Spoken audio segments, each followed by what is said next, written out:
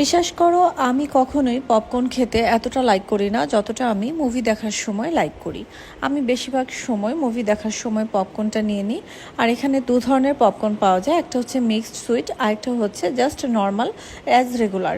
So আমার কাছে আজকে রেগুলারটাই ভালো লাগলো। অ্যান্ড এরপর দেখতেই পাচ্ছ যে মিররে চলে এসেছি।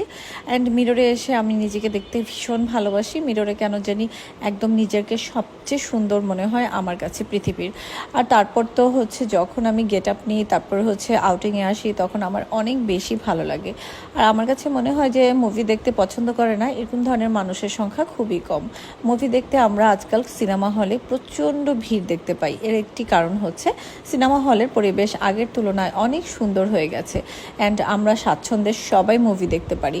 অনেকেই আমাকে প্রশ্ন করে, আপু কোন ধরনের মুভি তুমি দেখতে বেশি পছন্দ করো? আসলে এটা ডিপেন্ড করে কোন ধরনের মুভি হলে চলছে, কারণ হলে কি ধরনের মুভি সাধারণত চলে থাকে সেটার উপরই ডিপেন্ড করে কি ধরনের মুভি আমি দেখতে যাব।